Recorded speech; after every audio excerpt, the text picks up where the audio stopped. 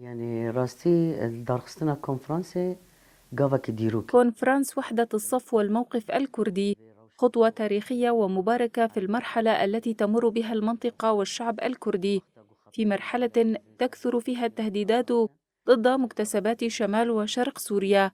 هي خطوة تاريخية بذل لأجلها جهود كبيرة.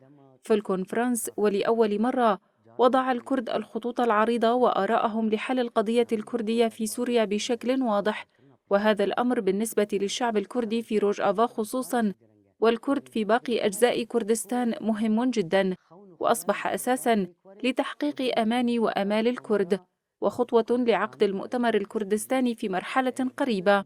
كما يعتبر هاما للشعب السوري عموما، لأن الكرد مهدوا الطريق لهم ولفتوا إلى أن اللون الذي يريدونه لسوريا هو اللون اللامركزي الديمقراطي، الذي يعبر فيه كل مكون عن لغته وهويته وثقافته.